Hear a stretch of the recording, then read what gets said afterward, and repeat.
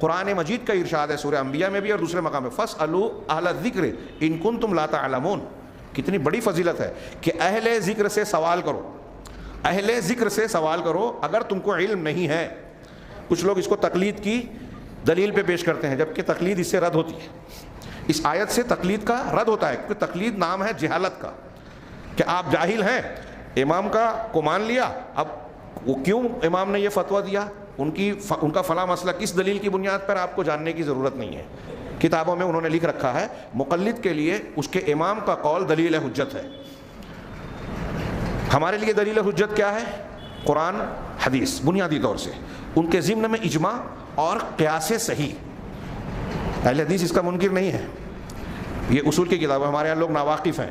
قیاس صحیح، ہر قیاس صحیح نہیں ہوتا. ابلیس نے بھی قیاس کیا تھا، غلط کیا تھا، اللہ کے کلام کے سامنے کیا تھا.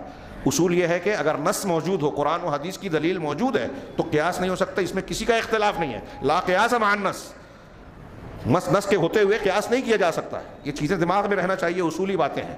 ہاں، اہل علم نے لکھا کہ قیاس ایسے ہی ہے جیسے ایک آدمی کو اگر حلال روزی نہیں مل رہی ہے اور وہ موت کے قریب ہو جائے تو اس کے لیے حرام چیزیں جان بچانے کے لیے کھانا جائز ہے. مردار کھا سکتا ہے، سور کا گوشت کھا سکتا ہے، اتنا جس سے اس کی جان بچ جائے. تو جیسے جان بچانے کے لیے یہ حرام حلال ہو رہا ہے تھوڑی دیر کے لیے کچھ مقدار میں، ایسے ہی قیاس ہے کہ جب دلیلیں نہیں مل رہی ہیں تو قیاس کرو مجبوراً. تو ہم بھی اس کے قائل ہیں. بہرحال تو اللہ تبارک و تعالیٰ نے شرط لگائی کہ اہل علم، اہل ذکر سے پوچھو. اہل ذکر کون ہے؟ الذکر کس کو کہتے ہیں؟ قرآن اور حدیث کو. انا نحن نزلنا الذکر وانا لہ لحافظون، کہ ہم نے الذکر کو نازل کیا. اب قرآن کو نازل کیا، الفاظ اور حدیثوں کو نازل کیا جو قرآن کی تشریح ہے، تفسیر ہے، معنی ہے. تو الذکر میں قرآن و حدیث شامل ہے. تو جو اہل ذکر ہیں یعنی قرآن و حدیث والے ہیں. اس کا مطلب یہ ہوا کہ اگر ہم کو اور آپ کو کسی کو فتویٰ پوچھنا ہے، سوال پوچھنا ہے، تو ان لوگوں سے سوال پوچھنا ہی نہیں ہے جو قرآن و حدیث والے نہیں ہیں، یعنی قرآن و حدیث کا گہرا علم، صحیح علم نہیں رکھتے. ان سے فتویٰ ہی نہیں پوچھنا ہے.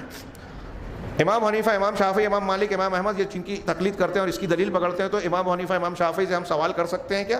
آج ان کی قبر پر جا کے پوچھیں کہ یہ حلال ہے یا حرام ہے تو وہ جواب دے سکتے ہیں کیا؟ نہیں. لہٰذا تقلید پر استدلال کرنا درست نہیں ہے. لوگ کہیں گے کہ زندہ عالم سے پوچھیں گے اور زندہ عالم امام حنیفہ، امام شافعی کا قول بتائے گا. تو جب زندہ عالم سے پوچھ رہے ہیں، اگر وہ عالم ہے تو اسے قرآن و حدیث سے جواب دینا چاہیے، اہل ذکر ہے تو. اور اگر وہ قرآن و حدیث سے جواب نہیں دے سکتا تو وہ اہل ذکر نہیں ہے، اس سے سوال ہی نہیں پوچھنا ہے. یہ قرآن کہہ رہا ہے، اس لیے میں کہہ رہا ہوں اس سے تقلید کا رد ہو رہا ہے. اہل ذکر سے پوچھو اگر تم کو علم نہیں ہے. اس سے معلوم ہوا کہ اہل علم کو، قرآن و حدیث کے جاننے والوں کو اللہ تبارک و تعالیٰ نے مرجع فتویٰ اور مرجع دین کی مرکز دین بنایا ہے کہ آپ کو دین کے معاملے میں ان سے رہنمائی حاصل کرنا ہے. اب انہوں نے جو فتویٰ دے دیا وہ ماننا لازم ہے ایسا ضرور نہیں، ان کی دلیل دیکھی جائے. اگر میں نے کسی عالم سے پوچھا کہ یہ حلال ہے یا حرام، اس نے کہا یہ حلال ہے، تو ابھی یہ اس کی بات ہوئی.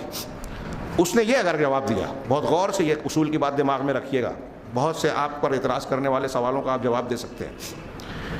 میں اکثر کہا کرتا تھا طلبہ سے، میں یہ کہتا ہوں کہ یہ حلال ہے تو یہ میری بات ہے، لیکن میں اگر یہ کہوں کہ قرآن میں لکھا ہوا ہے کہ یہ حرام ہے، میں نے کہا سود حرام ہے، بات صحیح ہے، لیکن جب میں کہہ رہا ہوں سود حرام ہے تو یہ میری بات ہے جو صحیح بھی ہو سکتی ہے، غلط بھی.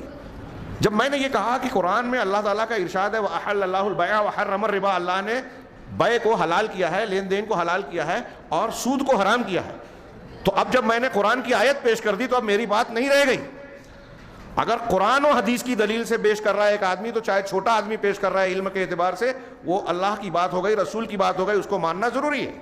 اور ایک بہت بڑا امام اگر کوئی کہہ رہا ہے ایسی بات جو اس کی اپنی طرف سے ہے اور قرآن و حدیث کے خلاف پڑ گئی، تو اس کی بات نہیں مانیں گے، یہ ان کی بے عزتی نہیں ہے، یہ اصول کی بات ہوئی. تو اہل ذکر سے سوال کرو، اس سے اہل علم کی اہمیت معلوم ہوتی ہے. اسی طریقے سے اللہ تبارک و تعالیٰ نے عمرہ کے ساتھ علماء کی اطاعت کا حکم دیا. یا ایھا الذین آمنوا اطیعوا اللہ واطیعوا الرسول، اے ایمان والو اللہ کی اطاعت کرو اور الرسول کی یعنی نبی صلی اللہ علیہ وسلم کی اطاعت کرو، یعنی قرآن کو مانو، حدیث کو مانو. اللہ کی اطاعت یعنی اللہ کے کلام کی، قرآن کی. رسول کی اطاعت مطلب آپ کی سنت و حدیث کی. اب کوئی حدیثوں کا انکار کرے تو قرآن کا انکار کر رہا ہے، وہ اس بات کا انکار کر رہا ہے جو کم سے کم اللہ تعالیٰ نے کم سے کم تقریباً 40 آیتوں میں اللہ کے رسول کی اطاعت کا حکم دیا ہے تقریباً. تو اللہ کی اطاعت، رسول کی اطاعت، یہ دونوں مستقل ہے. اس کے بعد کیا کہا؟ وَأُولِي الْأَمْرِ مِنْكُمْ، اور تم میں جو اولو الامر ہے. اولو الامر سے مراد عمرا ہیں جیسے مسلمانوں کے جو متفقہ جن پر بیعت کی جاتی ہے وہ امیر، اور علماء حق، قرآن و حدیث کو جاننے والے، ان علماء کی بھی اطاعت کرنی ہے۔ لیکن ان کے ساتھ اطیعو دو جگہ ہے، اولو الامر کے ساتھ اطیعو نہیں ہے، اس لیے علماء نے کہا کہ ان کی اطاعت تابع ہے اللہ اور رسول کی اطاعت کی، مستقل نہیں ہے۔ اگر علماء کی کوئی بات اللہ اور رسول کی بات کے خلاف پڑ جائے تو پھر علماء کی نہیں ماننی ہے، اللہ اور رسول کی ماننی۔ اسی لیے آگے کی آیت کے ٹکڑے میں کہا فَإِن تَنَازَعْتُمْ فِي شَيْءٍ، اگر تمہارا کسی معاملے میں اختلاف ہو، اب اختلاف اللہ کی اطاعت کرو، رسول کی اطاعت کرو، اولو الامر کی کرو، یہ تین اطاعتوں کے بعد کہا اگر اختلاف ہو تو اختلاف کس سے ہوگا؟ اللہ سے ہوگا، رسول سے ہوگا۔ اگر کوئی اللہ اور رسول سے اختلاف کرے تو وہ مسلمان نہیں رہے گا، تو اللہ اور رسول سے اختلاف نہیں ہوگا، کس سے ہوگا؟ اس کا مطلب قرآن خود کہہ رہا ہے کہ اولو الامر سے اختلاف ممکن ہے، علماء سے اختلاف ہو سکتا ہے۔ اب جو لوگ اس آیت سے تقلید کو کہتے ہیں کہ تقلید ثابت ہوتی ہے کہ بھائی اماموں کو مانو، جب قرآن اترا تھا تو امام حنیفہ، امام مالک، امام شافعی یہ تھے ہی نہیں، تو صحابہ نے اس پر کیسے عمل کیا؟ اور پھر آج بھی نہیں ہے، اب ہم کیسے عمل کریں گے؟ امام حنیفہ، امام شافعی کی کیسے اطاعت کریں گے؟ علماء کی طرف رجوع کر کے۔ تو علماء کی طرف رجوع کرنا ہے تو علماء ڈائریکٹ قرآن حدیث سیکھیں نا، بتائیں۔ اگر قرآن حدیث نہیں بتا سکتے، نہیں سمجھ سکتے تو وہ علماء نہیں ہے۔ تو ہم میں سے جو شخص اب کیسے کریں گے؟ جو اہل علم ہیں۔ اور تقلید کرنے کے اصول میں یہ لکھا ہوا ہے کتابوں میں، مقلدین خود کہتے ہیں علماء ان کے، کہ امام کی بات آ گئی تو اب ہم اختلاف نہیں کرتے۔ امام کی بات آنے کے بعد مقلد کو امام کے قول سے اختلاف کرنے کی گنجائش نہیں ہے، اس کو مان لینا ہے۔ اور قرآن کہہ رہا ہے اولو الامر سے اختلاف ہو سکتا ہے۔ اب اگر اختلاف ہو جائے تو کیا کرنا ہے؟ فردوہ الی اللہ والرسول، اسے لوٹاؤ اللہ اور رسول کی طرف۔ اس کا مطلب قرآن اور حدیث کی طرف۔ اس سے یہ بھی مطلب ہوا کہ قرآن و حدیث میں ہمارے اختلافات کا حل ہے۔ اگر نہیں ہوتا تو اللہ تعالیٰ اختلافات کو قرآن و حدیث سے حل کرنے کی تعلیم نہیں دیتا، یہ حکم نہیں دیتا کہ اللہ اور اس کے رسول کی طرف۔ اب اختلاف کیوں ہو رہا ہے؟ کہ قرآن و حدیث میں حکم واضح نہیں ہے، اور لوٹانا ہے قرآن و حدیث کی طرف، تو غیر واضح مسئلے کو قرآن و حدیث میں غور و فکر کر کے نکالنا ہے۔ یہ کون کرے گا؟ عام آدمی نہیں کرے گا، یہ وہی کرے گا جو قرآن و حدیث کا اور اس کے اصول و ضوابط کا علم رکھتا ہو، یعنی علماء۔ یہ علماء کا کام ہے، علماء کی طرف رجوع کر کے اختلافات کا حل کیا جا سکتا ہے۔